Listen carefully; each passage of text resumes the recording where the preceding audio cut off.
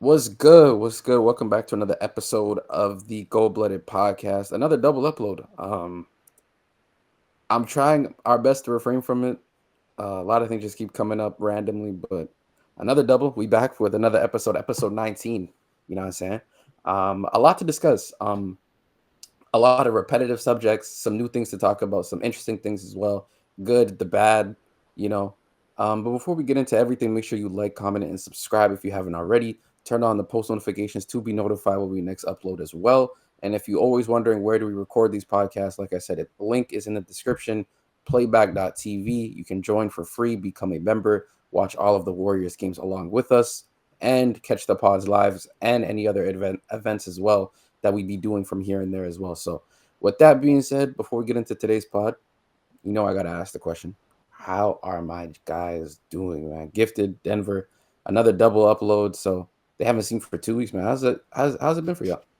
Been so long. Kendrick dropped the album. I'm feeling good though, man. Excited. Yeah, Kendrick Lamar has dropped an album since our last podcast. Yeah, he's dropping albums before we drop the pod. It's kind of crazy, man. I'm not gonna lie. That is not something that you hear. No, that is definitely not something that you do not hear at all. But I'm glad everyone's good. You know what I'm saying? I'm a bit under the weather, so if I do sound very mellow today, I promise you my emotions are running high. It's just I can't project them as loudly. So, yeah. With that being said, though, we're gonna get into the first game of last week, so 2 weeks ago, which was probably, in my opinion, the best game of the regular season so far, given the magnitude of everything, what it meant, how it even played out, the ending. Like it fit the description of an elite NBA regular season game. And that is none other than the Warriors playing the Mavericks at home, beating them 117 to 120. In a fashion where it was like a lot of a back and forth, to be honest.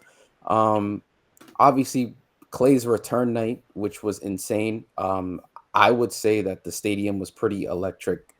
Everyone had Captain Clay hats. Everyone acknowledged him. You had fans, staff members, just regular workers acknowledging him in the tunnel. It was a pretty high emotional night for Klay Thompson. And he ended up having a rather solid game as well when he came back to the Bay Area. So solid, I actually gave him a 5-point lead with about 5 minutes left in the fourth quarter to almost secure the dub. But the Warriors ended up winning a rather close one, shutting out the Mavericks, and they couldn't score for the last 4 minutes of the game. So, Gifted Denver, man, what were your thoughts on this game? It was definitely a good watch. I know for us, we were watching this live, and it was a lot of emotions, especially for myself.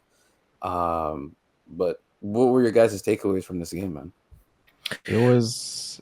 I'll go. It was definitely an interesting game. The whole vibe with the return of a franchise legend, and he didn't disappoint. There was a point in the second quarter where he had hit like back-to-back threes, like both in transition pretty much, and we were like, oh no, he's doing it to us now. And it just just things like that where it's like it's really weird to be on the other side of it for once. It really is. It does not feel. I remember when he hit it wasn't the left side, but it was right side transition three. When he hit that, sorry, the one where Steph lost him.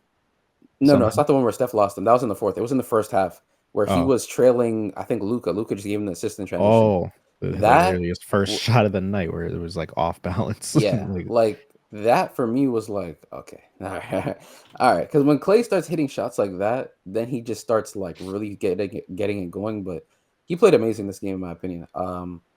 Gifted, man, talk to me, bro.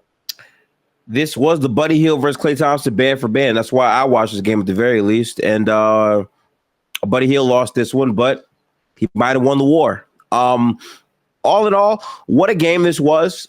This was definitely an MVP moment for Steph. I mean, he literally scored, I'm pretty sure, the last 12 or 14 points of the ball game for Golden State. He played a very masterful fourth quarter.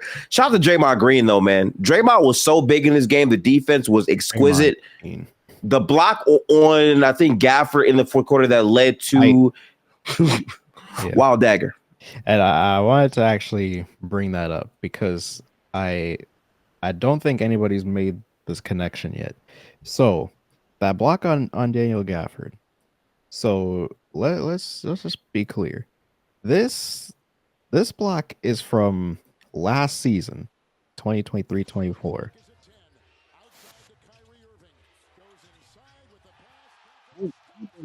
Last season. And this block is the game we just played. It's the same. It's the same Same thing. spot. Right? It's the same block. I don't know if you played the other block, but it didn't switch tabs. Oh yeah. My bad. No, you good, you good. But it was pretty much was. I think the second block was much better because of the hang time, as you're about to see in this clip here. Like if you just watch the hang time Draymond has, body contact, and just like that block is crazy, It's literally the same exact thing.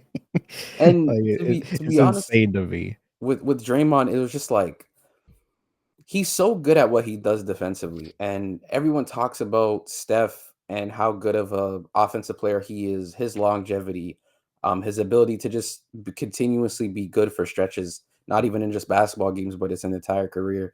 But since pretty much 2014-15, when Draymond was getting that starting call coming off of the bench, when Steve Kerr just really like took a understanding that you're gonna be the guy to kind of drive what this defense does, he has been elite at what he does for almost 10 years now. And Yeah, no one really understands the magnitude of how hard it is to be that good defensively for yeah. that long. I said in a video that I just did, like if he were to win Defensive Player of the Year this season, he would be the oldest player in NBA history to win it Yeah. at 35. Which is absurd. No third. I don't remember a single like at least in my lifetime. I don't remember a 35-year-old playing this good defense this early into the season. We're again, it is early, Chad. It is very early. So we are about I want to say like 15 games and 16 games in something along those lines. But the defense just looks rather amazing. From the Warriors so far. It's just been really, really, really good. I think we have the fourth best defense in the league in terms of defensive rating, and he is at the helm of that. We have just been denying teams. We have been defending the three extremely well. But yeah, shout out to Draymond Green. I thought this game he was from tip off, he was locked in. He was locked in, and he said it himself. Like during the game, he said he didn't want to be out in the tunnel during Clay's return, not because he doesn't like Clay, but because he wanted to lock in for this game because he knew how important it was, and he clearly showed it.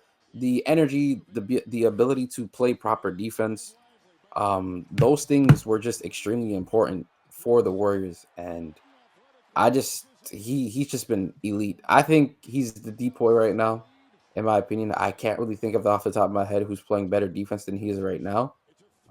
Especially given his responsibility and what the team is missing, which is still like relative size at that five position. But shout out to Trace as well because I thought he was playing pretty good too. But we got to talk about him, of course. We kind of have to talk about him because what he did, and Gifted mentioned it. And I'm like, actually, Gifted, I want you to continue from what you were saying earlier about Steph. Yeah, What? this was the Steph Curry game in many ways, and obviously there's more games to get to. But for this to be such a crunch time game where they're down in the fourth quarter, Steph scores the remaining baskets for Golden State. He continually like led the charge over and over and over. I loved him switch hunting onto Lively because Lively was talking a lot of shit in the summertime about another big that gets talked about, as a defensive big, and he was getting cooked a lot in the same ways, really throughout this entire game. Gafford to me was the better big defensively than Lively for this whole game, and seeing Steph like take the challenge of being on ball is really why we were able to win this game. But I will say, kind of gets wicked after this time. Hopefully, Steph's able to bounce back currently because right now, whew. Yeah, it hasn't been looking that good for him either. I do agree, but I will say this: in the games in which we actually did need him to step up against good teams, he has been performing rather well. Celtics, OKC, Cleveland, he didn't really perform that well, but he didn't even get the opportunity to because they thrashed us from early. And then obviously Dallas as well. Memphis again was another solid team, but you know what? I'm gonna say my thoughts for Memphis, but. Shout out to Steph, 12 points in the fourth quarter, 37 on the night. He was just hooping from the tip off. Like, it was just immediate. And I remember he went into like a little stretch in the game where he just couldn't make a shot, but they were all like clean looks. and we all comfortably felt, and I hope we all agree on this, that Steph easily could have ended off with like 50 that night. Easily. Yeah. If he like made some of just the open threes that he was missing. He had so Some of many the open easy, looks he just missed. he just missed, yeah. And he still like rather like cook the Dallas Mavericks, man. So shout out to Steph.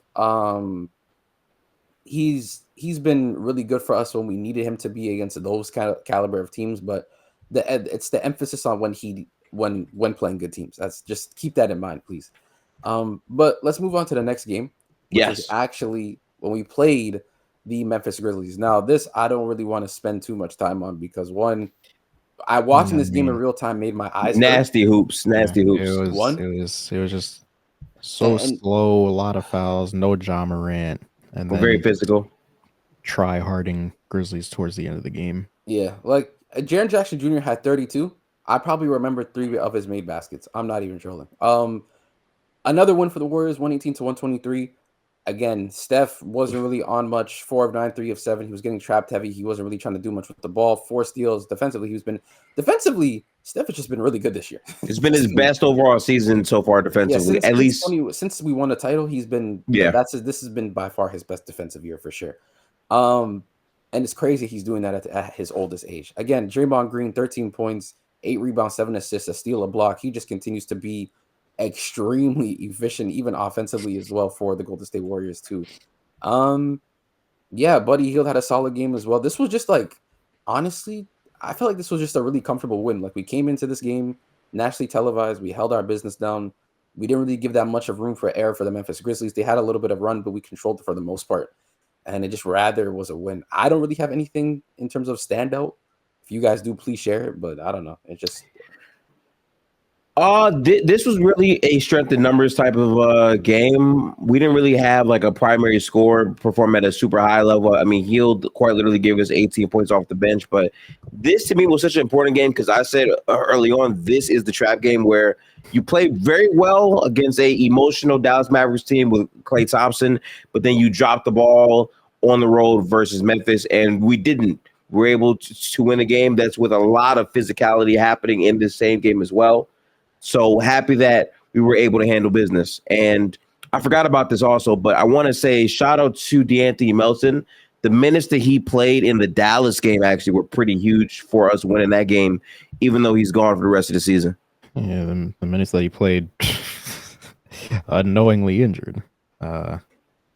Yeah, that was tough. We're gonna have to discuss that as well. That's what I wanted to kind of save going into the later subjects. But yeah, you guys are right. It was a comfortable win, honestly. I just think I don't really have that much to say about this game in particular, but yeah, a good win for the Warriors. We can move on to the next. We were up by like, I don't know, like 17 with like 4 minutes left. The comeback that they made was more annoying than actually worrisome. Yeah. It was just like, fuck Taylor Jenkins. Yeah, I don't like him either, to be fair. But this leads on to our next game. We're riding high right now. At this point, I'm pretty sure we're 10-2. And yeah, we're 10-2 going into this game, and we played the Clippers. Mm-hmm. We played the Clippers, man, and another outing where like you lose to the Clippers 102-99.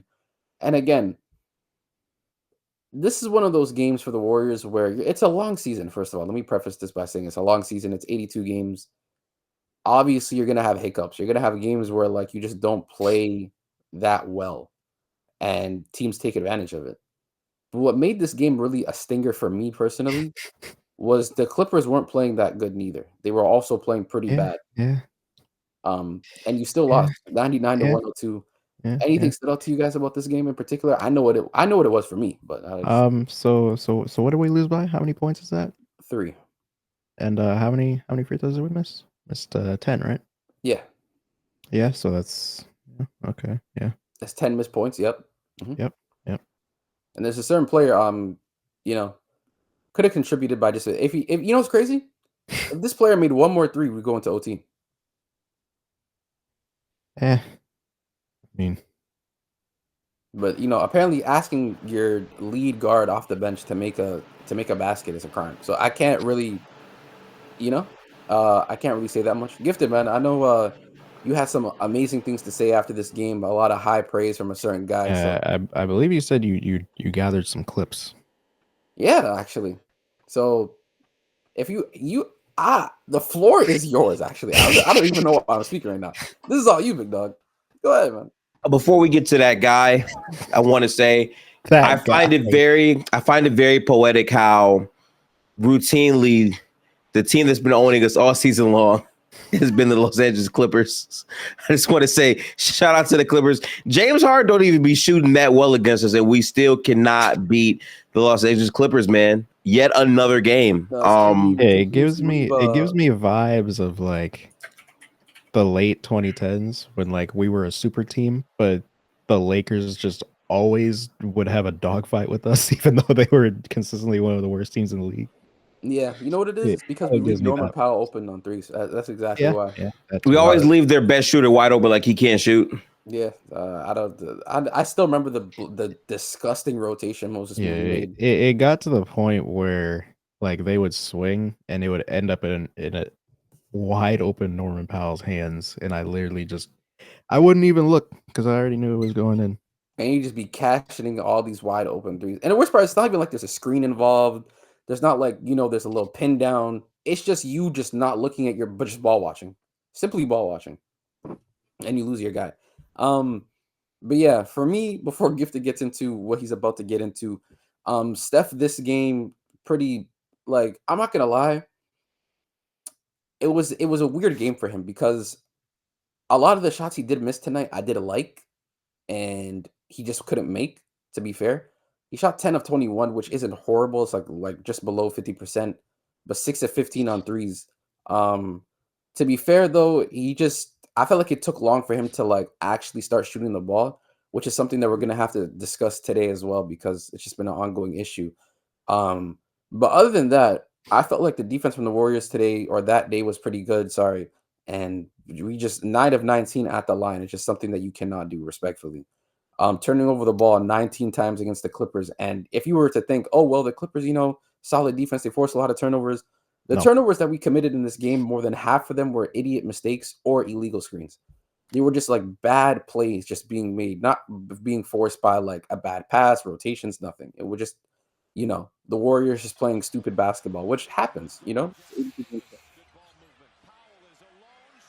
that one is like, okay, Trace is on the ground. They're playing 4-on-5 anyway. It's like, all right, fine, but come on, man. Like that right there. It was one of those games where we would cut the lead to like 4, and then they'd bring it back up to 9. Like that's just bad. Go back. Just watch specifically only Moody. Just watch Moody only.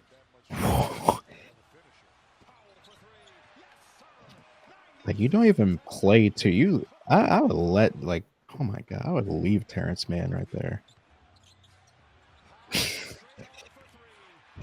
Dog, like you have Paul George, or you have Norman Powell fueled by his pure hatred of Paul George. He really does not like Paul George. That is. And the fact that we almost got him, he took averaging 10 more points this season than last year. That shit is ridiculous, bro. I'm not gonna lie. So here's what I've done, right? What did you do, Gifted? What I did for B-Pods is I went on our Finding Dandy site, the high-low, and I said, I know it's going to be hard for me to show the clips with B-Pods because what often happens is his plays are always plays that should have happened but didn't happen, i.e. catching the ball and shooting the ball, right? So what I've compiled is a highlight compilation of every 3-point miss, 3-point assisted make, and his turnovers. Why did I do this, you ask? Because what I often want to see in all these clips is the sense of familiarity of the types of 3-point shots B-Pods takes and what leads to a turnover when he's not ready to score. So I'm going to start playing this now. Let me share my screen real quick so you guys can see it. This is going to be very interesting. This is going to start with the Mavericks game, by the way, just letting you know. Well, we could have started from preseason, but that's fair. I'm not gonna lie. Fair, man. All right. Let's see this. Okay.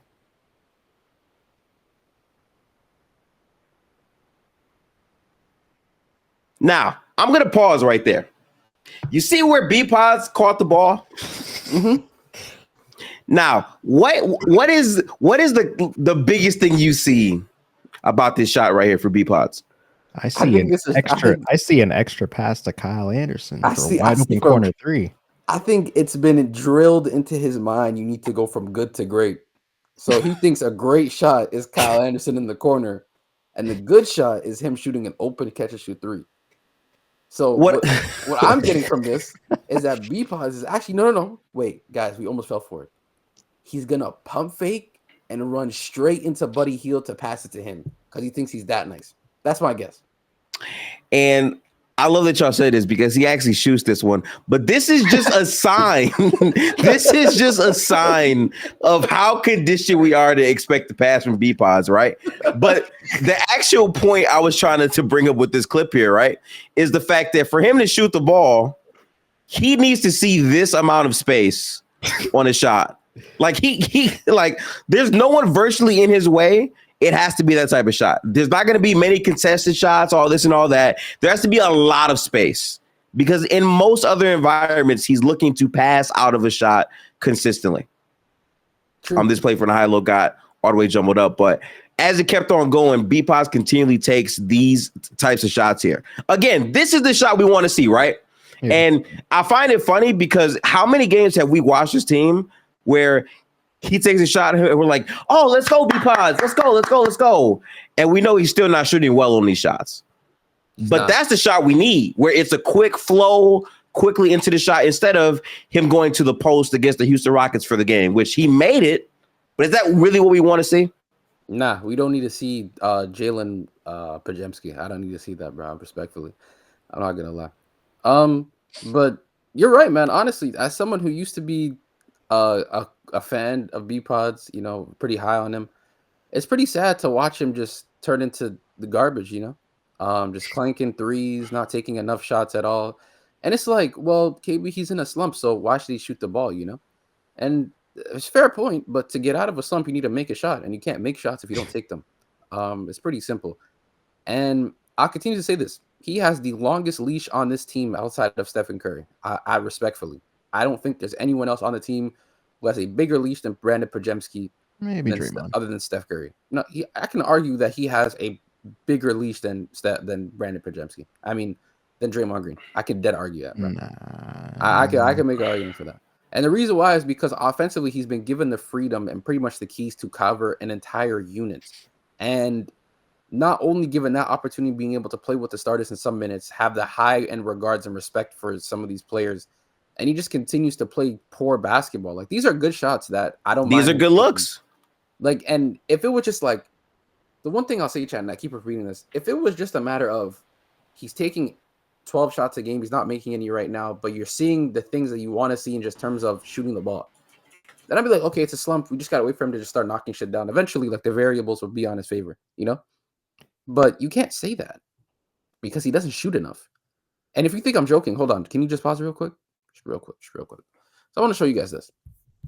And I'm not even trolling when I say this because this has literally been him since the month of November. And he just, for some strange reason, I don't know why Safari open, sorry. For some strange reason, this is the type of numbers that he's putting up. And I'm supposed to believe this is the person that is going to help us go get a title. So games 80 through 89. So roughly like 10 games. Yeah, 10 games. Averaging 5 points, shooting 37% from the field, and shooting 16% from three on 2.5 attempts, and 64% at the line. And he's only shooting one free throw a game. He's averaging less than barely one free throw make. Barely. You know how crazy that is? Like, I don't really think y'all understand. He's playing 20 minutes a night, guys. 20 minutes a night. That means literally when he gets on the floor, he's not doing anything. He's not doing anything. And it's just like, KB, you're being hard on him. No, I'm not. This is literally the 14th man type of like production I'm seeing right now. The 12th man type of production. Everyone else on this team has either been slightly above or an average offensive player for the most part. He's just been horrible. Like, respectfully, he's just been bad. Oof. So if I am supposed to continue to believe into this, oh, he can turn into this player, oh, he's gonna be able to do X, Y, and Z. No, I can't. I can't, respectfully. I'm off that. I don't believe that. I've already said it. I'm done with that. And this team KB, needs to move from him immediately. We can't wait for him to get better, or we can't wait for him to at least just start shooting. Like, when have our expectations have been so low, guys? Honestly, Oh, they've been very low for this player. but Honestly. KB, like, it's crazy. Yeah, Denver, what's up, man? but look, What? look. Man, get that shit out of my face, bro. I'm not gonna see this shit. He's talking about charges drawn, bro. He has more charges drawn than threes made this season. It's disgusting, bro. Like, you know how nasty that is? Actually, let me go check real quick and make sure. He does. He has like 15 threes, I think. Nah, that's fake. That's gotta be fake, bro. I want y'all to know, by the way, when I was looking up these shots for B pods, I typed in, let me just see every assist he's gotten. And I'm not going to hold you. Some of these assists is like, Buddy Hield, how the hell you make that shot? like I'm seeing B pods crash the paint, kick out to Draymond for 3. Like, that's the offense that he's able to like consistently generate. And I think that's really the issue, because he's not good enough on defense to me to be this bad offensively and still have the leash he has sometimes. That's like, what I'm saying. Like, people big, oh, the defense, the rebounding, the passing. I'm like, yeah, that's cool and all, but he's not an all-league defender. There's not like he's elite on this end, but he's bad on this end. The end he was supposed to be really good at is the end he's shitty at, and the end that he's supposed to be shitty at is the end he's really good at. It's like his player completely flipped. It's the craziest thing. Unfortunately. So again, I'm gonna continue saying this. Trade Brandon Pajemski immediately. I don't care how much he's making. I don't care if he's on a restrict. I don't care if he's a rookie. I don't care if he's second year. I don't care if I'm being too harsh. This team clearly has hopes to win an NBA championship.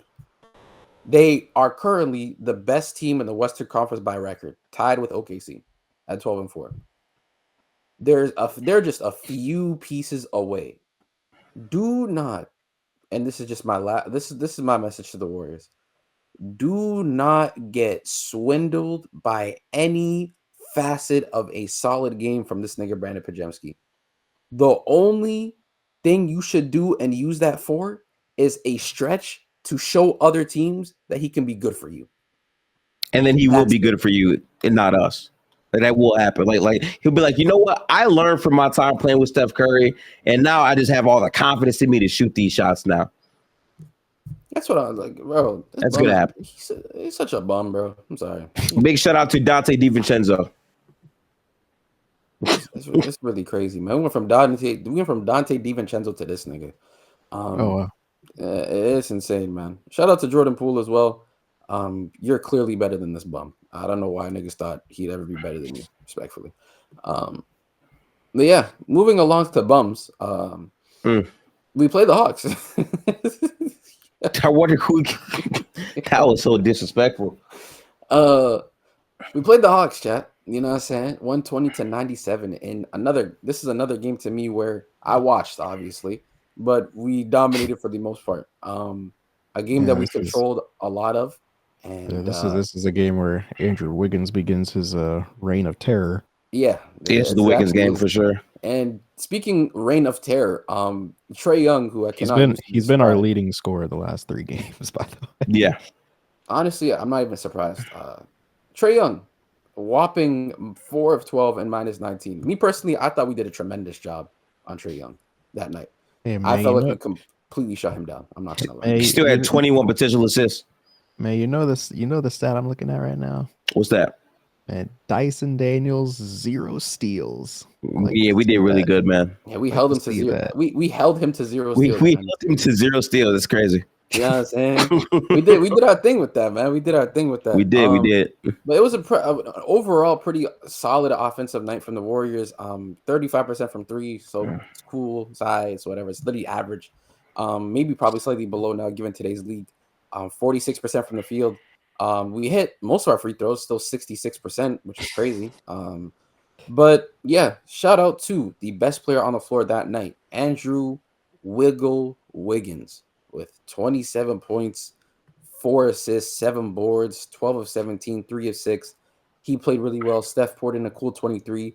I'm not gonna lie, 9 of his 23 came in like garbage time just to clean up and fix the averages and percentages real quick. Which again, I can't complain. I don't mind. You know what I'm saying? I Yeah. don't mind at all. This is like probably the first time since 22 where I see Andrew Wiggins shoot and I have full confidence that it's going in like almost every time. Yeah, He's been he's been incredible. amazing. I don't know what Jerry Stackhouse puts in his meals, but he got it going, man. It's not that, man. He just finally able to play basketball. Like, but he was dealing with so much off court issues that legitimately he never got to really focus on hoops. Now he's getting to focus on hoops, and he's having a career year, literally from like mostly everywhere. Shooting 48% from the field, shooting 41% from three. He's having a career year right now, man. And in terms of accuracy, so shout out to Wiggs, honestly. And he's just been insane for us. Literally, just been insane for us.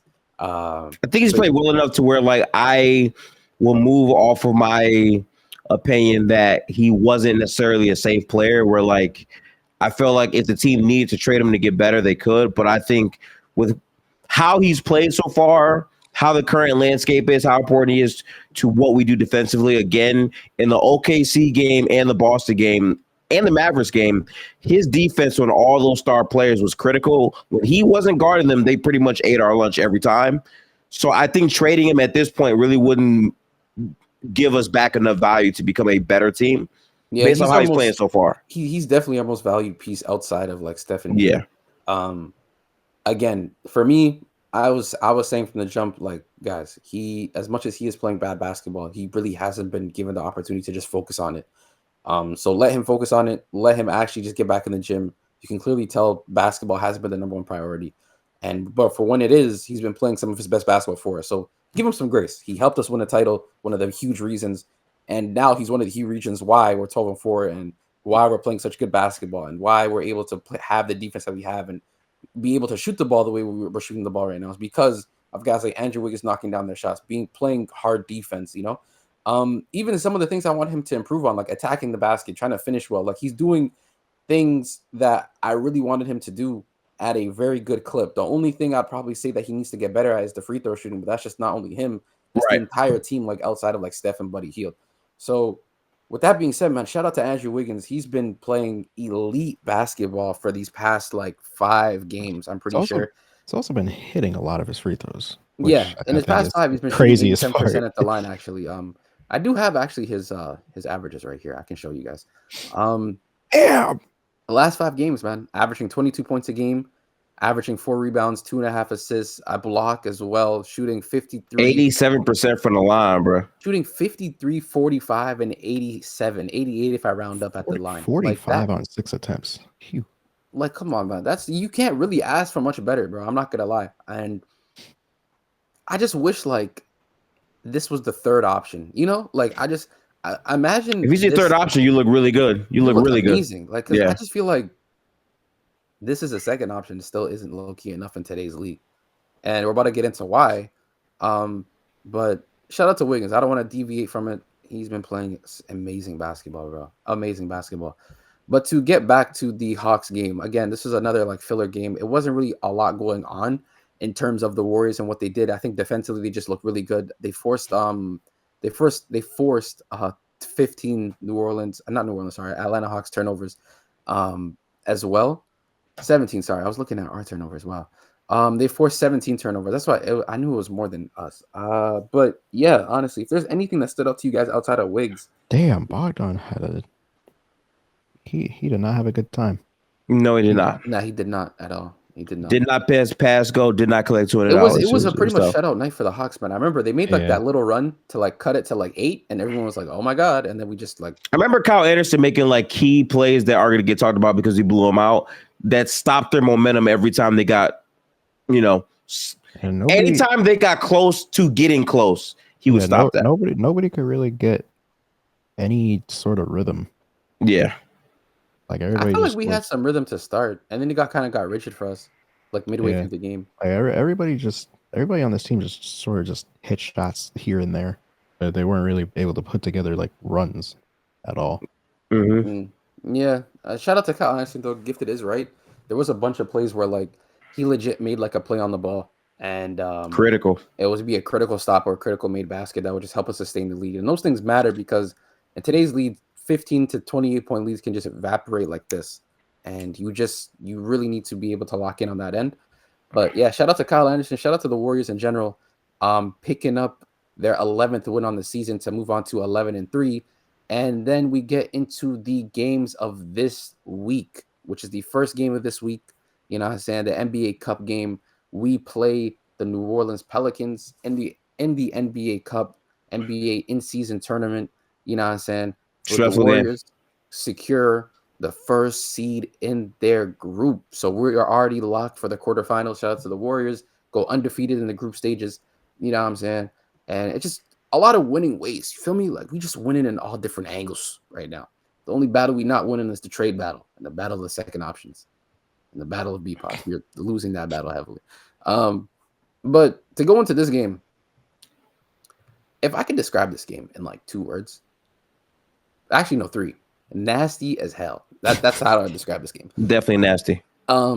Slow paced, not a lot of made shots. The funny part is to start the game was actually a pretty good quarter from both teams. The 30-34 in favor of the Warriors for the first quarter, and it was actually like from then on out, it was pretty close. Like it was back and forth. The leads kept changing, and it was giving that game of like a close game. Keeping you on the edge of your seat. Me personally, I didn't like it. It was one of those games where it's like it's kind of close, but you know who has the momentum, and you know who has overall control of the game. Pretty much like throughout the whole thing. I do agree with that too. I just think like with this game in particular, it was just a lot of things I didn't really like. We'll start off with some of the easy things. The 3-point shots, again, just were not falling. Wiggins shot well from 3. Draymond shot well from 3 of 4.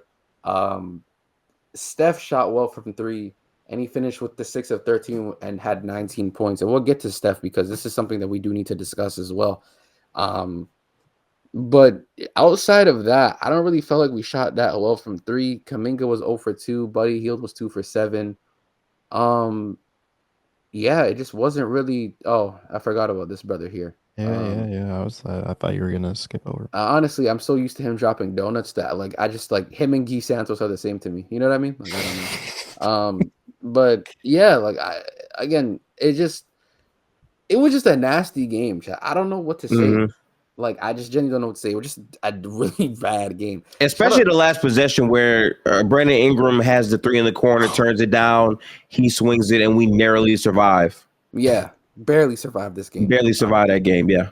And I just feel like we've been having a lot of just random, like even though we're 12-4, I do feel like we've been having some hiccups that I just really don't like. But let's get into this topic because I really do want to speak about this really quickly. What's up? Not even quickly. I do want to talk about this.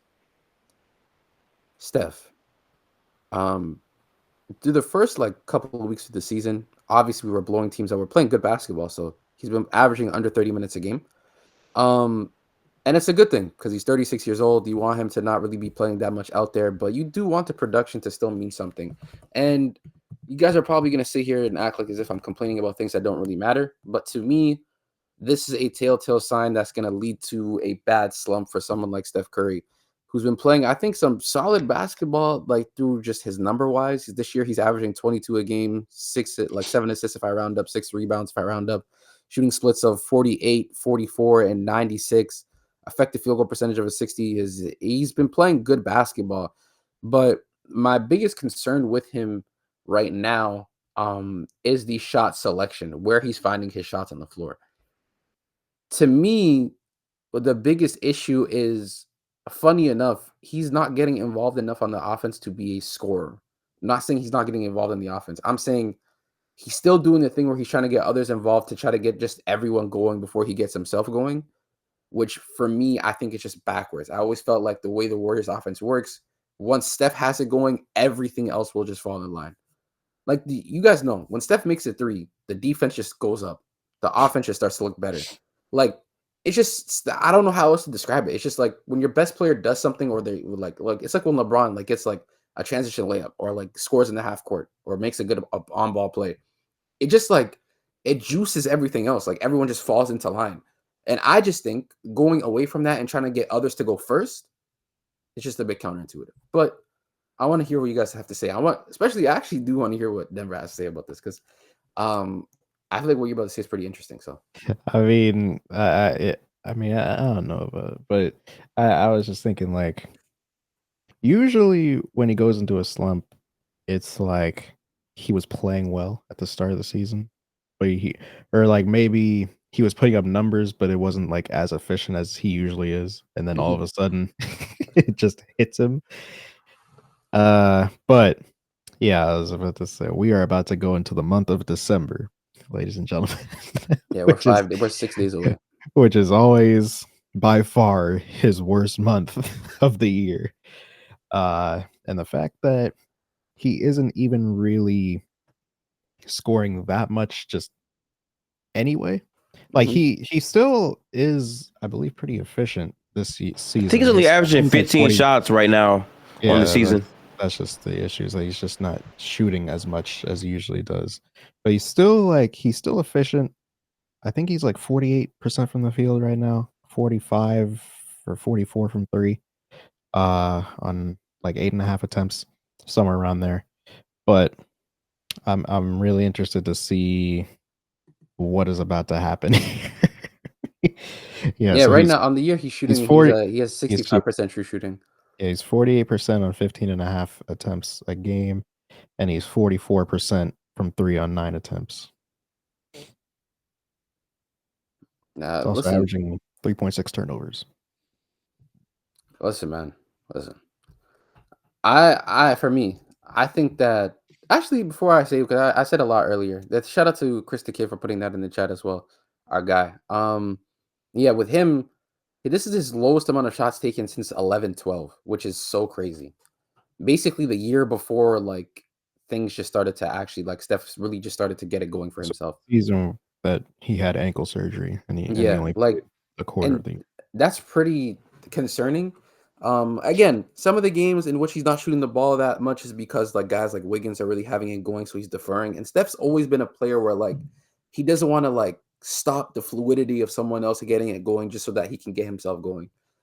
And I respect that. But the problem is it's not like as if it's like a Kevin Durant you're deferring to, Anthony Davis you're deferring to, even a Zach LaVine you're deferring to. This man deferred to Corey Joseph. Like you're deferring to players who, yes, are having it going, but are more than likely not going to be able to sustain what they're doing for the rest of the game. That's the biggest issue. And for me, he needs to realize, and even if it is a Kerr issue, I don't even care. He just needs to realize himself that you legit have to insert yourself more offensively for this team. Yeah, and it was a pattern that I noticed specifically in the Spurs game, like especially in the second half. It seems like when a teammate has it going, I feel like he used to like have like a really healthy balance between like keeping them or like trying to keep getting them open looks while also, looking for his own shot at times. There were so many plays, especially like in the Spurs game, which we'll get to in a minute, where he literally wasn't even like looking to score. Like almost every play was like trying to get something for Andrew. And I feel like, yeah, I get it, but like at some point we need you to we need to run some plays for you too. Yeah, we do actually. And that goes back to Steve. Like Steve, I understand it's everyone eats offense right now. There isn't a lot of like there isn't definitive roles outside of like Steph, obviously your best player, your best offensive player. Draymond, your best defensive player, your second best player. Wiggins, certified third player. And Buddy Hield is like that sixth man who's like comes off the bench, the streaky scorer, the hot shooter who just comes off and like can either go 2 for 9 or 6 for 11. It'll be the either or, pick your poison kind of thing. So the rest of the guys all fall in line with like the rest of their averages. Like Moses Moody, solid player, but he'll have his ups and downs most likely. Kaminga, you're projecting him to be pretty high, but he's having his ups and downs. B pods, it's been just hell for B pods. Like it's a lot going on, and you need some level of stability. And you're finding it within Wiggins, which is a good thing, but you cannot forget your best player, in my opinion. And what I mean by this is that he just cannot be forgotten. Like in the offense, it shouldn't be like Steve Kerr should know and remind someone like Steph, yo, you need to pick it up. Like you just going in the corner and you're not even playing off ball or trying to involve guys. I remember possessions against the Spurs gifted where he legitimately just swung the ball to Draymond Green and stood in the corner for like 12 seconds of the 24. And it was a multiple possession occasion. And that just cannot run. That cannot run at all. But Gifted, man, what do you think about this stuff? Like, I guess, like kind of stuff where he just not willing to shoot that much. Last night was really strange. Like I get that it was like a back-to-back. It literally just looked like he saw Stephon Castle guarding him, and he just like. But he low-key did that against the Pels too, which confused me. It was like it was almost like as if he was conserving himself for the Spurs so that he can be more energized. But then when he played the Spurs, like he just stopped giving a fuck. And to be fair too, he stopped giving a fuck, but we were winning. So like we were up double digits. We didn't really care that much. And he was just chilling, which to me was just a concern because I'm like, Steph, we're not maintaining this because you know how we're going to blow a lead at some point. Something's going to happen and teams are just going to make a run. You know what I mean? But yeah, he has to be a better point of emphasis for the Warriors. I can't believe I'd actually say those words because I always felt like Steph is always the point of emphasis at the end of the day because you want him to be able to produce the quality looks that he produces for your team while also stabilizing himself offensively. But he has to do a better job for himself, and Steve Kerr has to remind him that we cannot go into games where you don't give a fuck offensively. And there's not really a theory for me as to why he's doing this. Last year was like maybe he's doing this because he wants to get a trade and he's just kind of forcing Steve Kerr's hand, like, look at these bummy niggas when I don't do shit for them. Man, look, I'm gonna be this year. There's you can't do that because everyone's playing well. So it's like, man, you know what I mean? I'm gonna be so real, man. We might as well get directly to this Spurs game, bro. When he starts out games like this, I feel like he has the mentally wire in his head. It's okay. I'll get mine going in the second half. And then when the second half actually gets here and he's out of rhythm trying to get into things against pretty good defenders and he doesn't have it going, then it's like, oh shit, I guess I just had a bad game. That happens all the time. You take 2 quarters off of basketball and you do not highlight the other quarters of basketball. Yeah. You give yourselves 2 quarters of breathing room. And if you don't get it in those quarters, you had a bad game. Or he'll come out of halftime and he'll hit like a 3 in like the first minute of the third quarter, and then he won't shoot another one. Like 6 yeah. It's just crazy. Like the habits are just like really, really bad. And it's not a matter of just like taking possessions off. It's a matter of like it's whole minutes of the game. Like for me, the biggest point of emphasis is the start. The start of the game is always important for someone like Steph.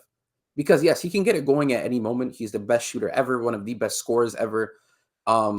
Like he's that good. We all know his shot making ability is just outrageous. You know what I mean?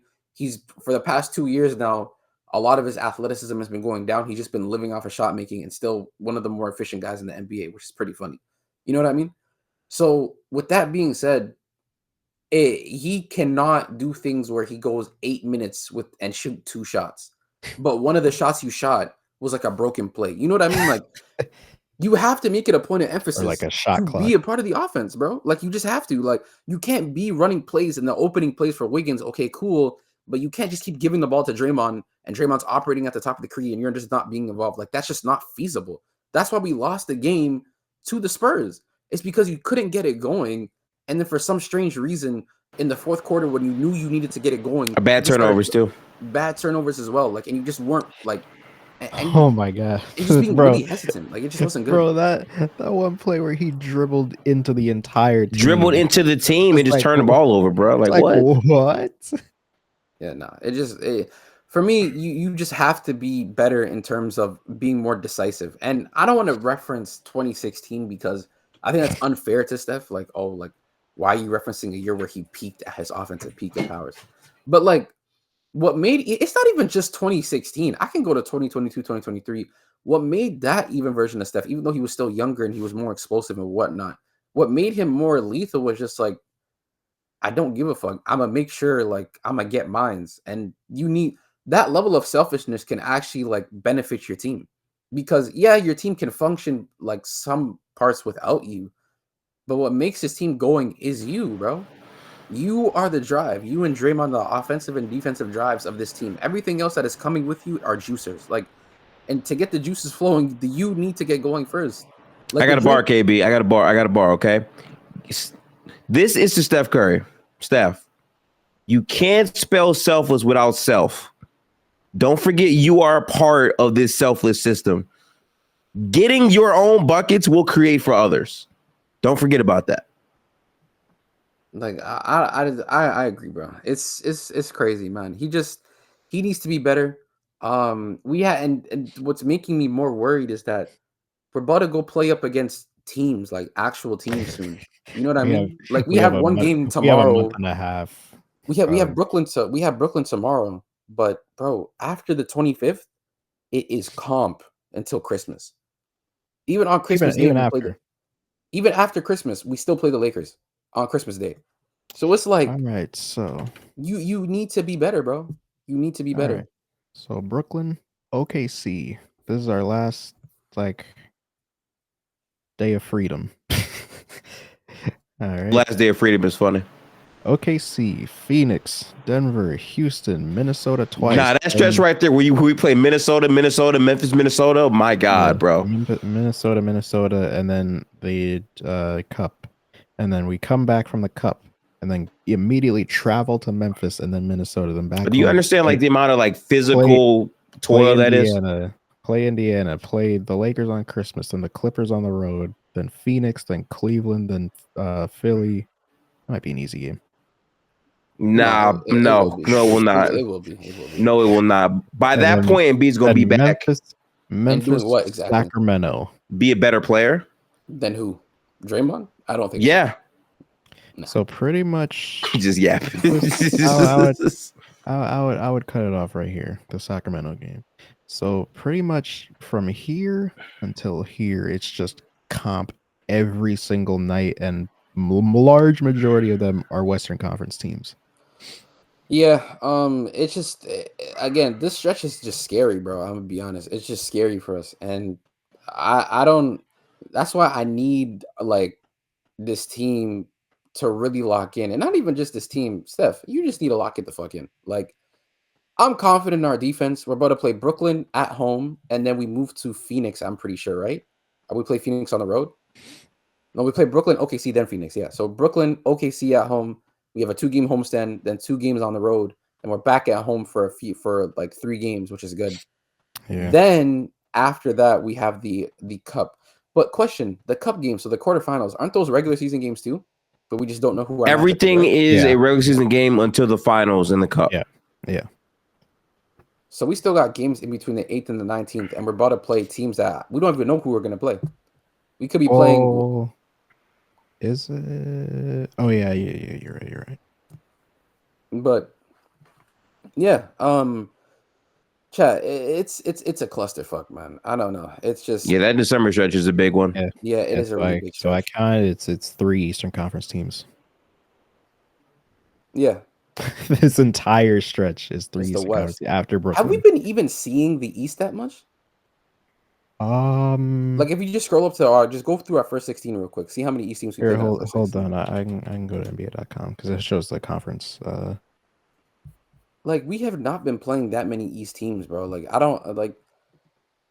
All right, Yeah, so Yeah, all these have been West teams Not- except for yeah, Washington, Boston, and Cleveland. 12 of our 16 games have been against the Western Conference. And then for this next stretch, we're about to play Brooklyn East, and then OKC West, Phoenix West, Denver West, Houston West, Although Minnesota to be West. fair, a lot of teams have also played similar amounts. God, the Spurs have played 16 Western Conference teams already. They've Mhm. only played East. Like, I don't understand. And the worst part is They've people are only saying played the East our strength of once. people are saying our strength of schedule was easy. And I'm like, bro, that doesn't even logically make any sense how our strength of schedule would be easy. Because to start the year, we did have a few easy games in Portland, Utah for sure. But then after that, we saw the Clippers, who are a good defense but a bad offense. But we should be, to be fair. New Orleans was pretty easy, but that was due to injury. Houston's a good team. Washington's bad. Then Cleveland, Boston, 2 championship contenders. OKC, championship contender. Dallas, championship contender. Memphis, solid team. Clippers again. Atlanta, New Orleans, San Antonio. I will say this little bit. This was a break though. Man, I'm actually so upset because looking at this record, dropping the LA and San Antonio is just annoying as hell, bro. It is. It absolutely is. It really is annoying as hell. Damn, bro. We should have easily won those games. But this is insane. Oh my God, who scheduled this? yeah, It's pretty rough. I don't know. And We're still first. What? The Lakers are 4th. Wait, the Clippers are 5th? Yeah, The Clippers are 11-7? They just beat the Sixers. yeah. They got defense, and they got, like I said, they got 31-year-old most improved player candidate Norman Powell. And Kawhi hasn't played yet. Kawhi should have some shame for himself, man. Respectfully. He chilling for real. I'm not gonna lie. That's a great gig. Oh, They're yeah, it is. 107 defensive rating. But okay, so let's move on to our games for this week. Yep. So this week we got 3 games. It's a 3-weeker. I mean, not 3. It's a 3-gamer and a 3. I don't even know what I'm saying at this point. My head is in scrambles. I'm sorry. It's a 3-gamer this week. We play Nets, OKC, Suns. Nets, OKC, Suns. And just to put into context, KD will be back for this game. He's going to be back on Tuesday against the Los Angeles Lakers. Yeah, so we play Brooklyn. I'm sure Laker fans are very happy about that. Ecstatic actually. I seen one tweet. I seen one tweeted. He's so happy to see KD back. Bracket. I'm crying. Real tears. Close bracket. So first game against Brooklyn. This team has been a pretty fun team to watch this year. They are 6-10, but they've been playing some rather fun basketball, according to Gifted X Blade. Very competitive team, very fun team. A couple of pieces that a lot of teams really want in Cam Johnson, Cam Thomas, maybe Nick Claxton, things like that. But they're pretty much in the Cooper Flag sweepstakes. So it should be a win for the Warriors, but I've been saying a lot of shoulds for the Warriors recently, and we've been rounding up losing against the bad teams. But with that being said, you play them. Anything to expect going into this game, guys? After that, let me take it from here. How are you gonna call that team a really fun team to watch when you've been slandering them the whole season? Just be talking, man. Anytime Gifted says he's watching, I said they're a fun team to watch according to Gifted. Well, you didn't hear that? You said fun team to watch, and then you said like they play really good basketball according to Gifted. Oh, that I'm like those 2 sentences were supposed to be according to what Gifted said. If you want to hear what I have to say, you would have to catch me off stream. That's what you want me to hear. Man, don't be watching no Brooklyn games, bro. You have to catch me off stream, bro. I ain't gonna lie. That's what you want to hear. Watching that team. The Brooklyn Nets. But first of all, can you stop doing this thing where it's like it's a diss if I'm not watching the Nets? Of course I would have watched the Nets play basketball. Crazy, man. Nose ball. I do not want to, bro. Respectfully. You know what I'm saying? Watching basketball is a privilege. Watching the Nets is a responsibility. Like there's 2 different things. You know what I mean? Like pro every game is at 10. No, it's not. It's at 7. And what are you talking about? No, whatever, dude. Anyways, the Brooklyn game should be a win. I'm assuming you guys don't have that much to say about this game in particular. No. That game's going to be very, very competitive. Madre Fernandez has them playing very good ball pressure. It could be a very fun competitive game, or it could be an absolute slugfest, and there won't be there's no in between. Yeah, what I are the agree Nets with that. defense this year? They're all right. I'm about to check their defense right now. Actually, no, they're actually not all right. They're the fifth worst defense in the league. Yeah, their Oh, offense has been going crazy. Their offense is a I see, 114 right now. I see that. That's They what have I a was top 10 thinking. offense in the league right now. Yeah, they do. Bro, our offense plummeted to 7th. Oh my god. Rightfully so. Bro, the Grizzlies have a better offense than us Hey right now. we're still fourth in defense. You know what's crazy? There's the top 3 offenses in the league is Cleveland, New York, and Boston, and all 3 of them have a 120. Cleveland's offensive rating is a 123. Yeah, they've been that good. My goodness, bro. Shout out to Kenny Atkinson. But hey, man, I'll take it though, because even though our offense has been whatever, our defense has been hooping, nigga. I'll still take it. What is you talking about, man? Third I in think net the rating. OKC and Suns games are going to be the most high-profile games, obviously. OKC without Chet, though, to be fair, to the OKC. Don't care. They have Hartenstein back. Oh, they do? Yeah, they do. Oh, so yeah. He came back like 2 games a couple days ago. Yeah. Oh, and he has a few games off as well? Like to get into the group? Mm-hmm. Yep. Oh, so that means they're back to being a championship contender, MVP Shea, Yeah. most depth in the league. Yeah, so I can push narrative. Just for perspective, the OKC Thunder currently have a 103 defensive rating, which is obviously the best in the league.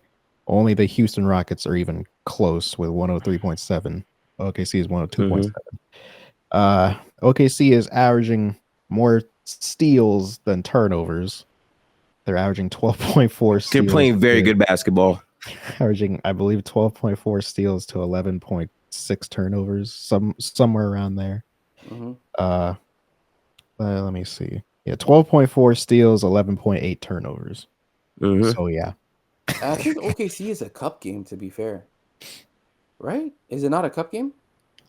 let me check. It's not. No, they said someone in the chat said no. Oh, We didn't play everyone in the cup yet. I know we haven't. We played Dallas. We played New Orleans. And who was our third game that we played? OKC was not a cup game in OKC? No, that wasn't a cup game.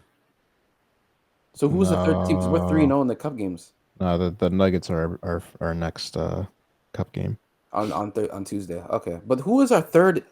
Who was in our group? It was Dallas, New Orleans, and who else? Wasn't it Pelicans a cup game? Yeah. Dallas, New Orleans, Memphis. Oh, yeah, Memphis was a cup game. I forgot. Yeah. You're right. Yeah. They try to. You know what's crazy? The NBA is so nasty. They put us in to end us. Dallas, Memphis, New Orleans, and OKC. Very physical. Yeah, and we're 3-0. Yeah.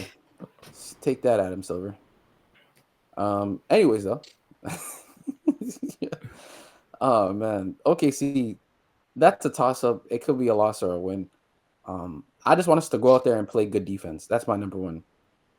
Play good defense. Steph, it's a game where it's no excuses, nigga. You somehow managed to put up 14 against the Spurs, but 37 against. Please keep Shea out of the paint, please. Yeah. Funny enough, though, we defend the 3 really well. I don't know how much we defend the paint really well this year, but and OKC is one of the, well, I wouldn't say one of the worst, but they're like bottom 10. I'm pretty sure in 3-point percentage. Yeah. So I'm not saying leave these niggas open. I'm not saying that. They're 20th. They're 34.4%. Alex Caruso should be left absolutely alone. Like a closeout shouldn't be made on Alex Caruso. Make him shoot 8-9 threes to that game. I don't care.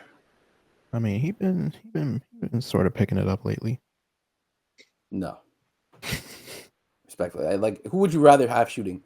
Lou Dort, Shea, J-Dub, not Isaiah Hartenstein. What's his name? The actual shooter, Isaiah Joe, yeah. Or Caruso. Like, come on, man. There's options, bro. Come on. Give Caruso the ball, allow him to shoot. But yeah, for me, most important key factors going into this. Maybe Shea. Yeah, no, Shea. This season. No. We need Wiggins to put the Wiggins lock up on him. Put the lock. You know what I'm saying? All types of shit. But Gifted, man, what are your expectations going into this game, bro? For Steph to be a man, I feel like sometimes he gets lost with these under 500 teams at times. Against the best of the best, Steph is going to have to play the best. I think we're going to have to try to get out to an early run. OKC is a very, very good team. Defensively, they're going to be throwing a lot of different things their way, and I trust that our offense is going to look like some shit at moments in this game where the staggers come in and we're not able to handle business offensively. I'm looking for Steph to come out assertive, because trying to find your offense against a team like Oklahoma City is how you find yourself in a quick hole of 20 to 30 points.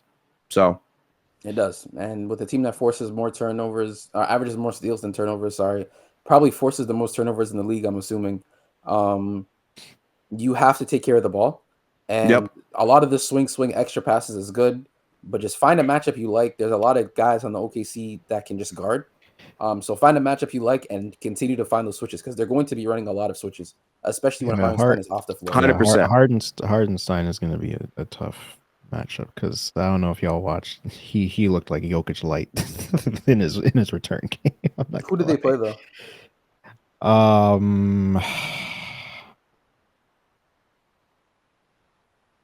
I can't remember. The Blazers? Oh, come on, man. But because the thing is, I understand Hartenstein's nice, but I really have a ton of respect for our defense, man. We will do a good job on Hartenstein. I think we will. Hopefully, fingers crossed. Yeah. So I actually was very wrong about Alex Caruso. He is 14% in his last 5 games from 3. How much percent? 14. Caruso? Yeah. Another discounted price, man. Make sure to use code Caruso for 14% off your next order, chat. Offensively, I think because he had like all those points last game, it tricked me. But he only hit 1 3 that game. He was 1 for 2. Yeah, now see, he was 8 for 11 overall. Dare him to shoot, man. But this is the next game, and for some strange reason, this game is not nationally televised. Yeah, Katie and Bill gonna be back for that game for sure. And Bill? I'm pretty sure Bill will be back by that time. Okay, so we're just seeing. I'm expecting that, because they already said that Bill is questionable, I think, for Tuesday's game versus the Lakers. So by that point, he's probably gonna be back versus us on that Saturday. Gifted, man. This is annoying, dog. Yeah, no. We played the final week's game is against the Suns, and KD versus Steph. Woohoo! Devin Booker used to be versus Klay Thompson, is not there anymore. Now it's Buddy Hield. Nah, now it's B-Pods. Oh hell no. We know who won in that battle. Fuck no.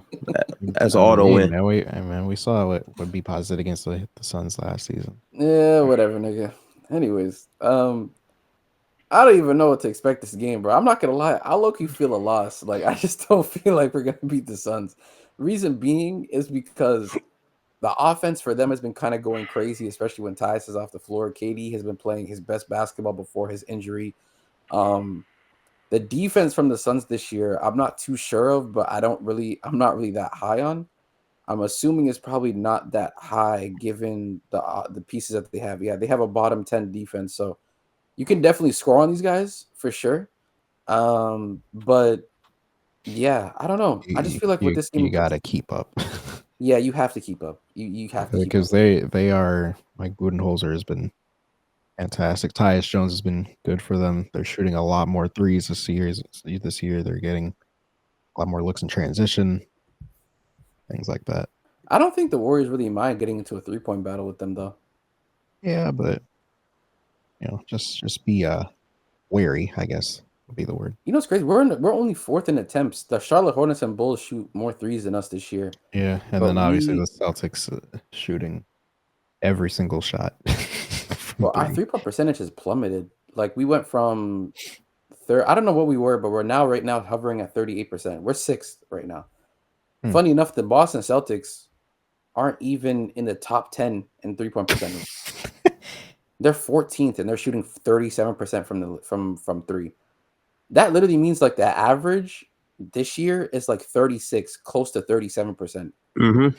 As a team, I don't really think that's crazy. You know how crazy that is for teams to be on average shooting that on average. Yeah, when I saw what was it, OKC, I saw they were 34%, and they were like towards the bottom of the league. I was like, wait a minute. Oh, wait. Yeah, it just didn't really make any sense neither. And they're attempting the, like, by far the most. The Celtics are shooting like 53s a game. Yeah, they're shooting, I think 51. Oh, but to be fair, the Cavs are like 12th in attempts though. Like, they don't take that many threes. Yep. They're 13th, sorry, in attempts. The Philadelphia 76ers, man, they shoot 37 threes a game, 31%. It's crazy, man. But again, those are the games. those are the games. What is the record prediction, you guys? We need to give that off before we head I'm off. going 2-1, man. I'm going 2-1. I think. Who's the loss? Oh shit! Why you gotta ask me details, bro? OKC. That would actually I think the knowing win us, is OKC. I think the knowing loss us, is Suns. we'd probably we might lose to the Suns. I think Which we lose imagine it's the. the Nets. This is my prediction, chat, because my predictions are always gold. Uh, Ah shit. Cam Johnson 35. Cam Thomas is going for 37. We lose against Brooklyn. We thrash OKC, and we beat the Suns in an OT thriller. That's my prediction. We go You 2. wouldn't say Cam Johnson. He's been on fire. He's gonna have to see us, but to Cam Thomas will most definitely want to see us. I think we lose to Phoenix. Ironically, Phoenix has given us a lot of problems in the past, and I think that probably continues on to this season as well. Yeah, but the reason why I don't think so is because Draymond Green is there, and he's gonna see Yusuf Nurkic, and he knows that he's. So he's gonna get suspended. No, he's gonna be on his bullshit. That's what he's gonna be on. So he's gonna get suspended. No, he's gonna be on timing. He's gonna get one steal. Oh man, when he makes that 3 in front of the Suns bench to balloon the lead to 13, That'd be fun. yo, he's gonna be sitting there like, yeah. Oh man, I remember when he got that stop on KD. He's like, yeah, that's me, nigga, that's me. Yeah, man. I was crying, bro. But It's gonna be fun games to watch. If you're not hip, we watch these games live on Playback. Definitely tap in. I think the link is actually to the top. Well, here for sure, but maybe up here as well. So yeah, the tap in. link is when you watch this video. The link will be over there. Yeah. So the link, the playback.tv/goldblooded will be up top of the screen. The link will be in the description. There you go. In it. So click on the description. Make sure to become a member if you haven't already. But with that being said, that concludes episode 19 of the Gold-Blooded podcast. Feel me? Last double upload, not double upload, last Double coverage. upload. Yeah, there you go. We'll be back Sunday to cover these games at 3 p.m. And to catch us there, remember, playback.tv/goldblooded to catch all of our short clips where the great Denver Double D Hoops gathers all the clips and posts it on Twitter. Make sure to follow the Twitter. The link will also be down in the description. If you're wondering, I like TikTok, man. I really want to just watch you guys on TikTok. We started uploading on that too. Link will be in the description. You can find us anywhere, man. You know what I mean? So with that being said, make sure to like, comment, and subscribe. I've been KB. It's been Gifted. Denver. We'll catch you guys next week. Have a safe week. Drink lots of water. We out, man.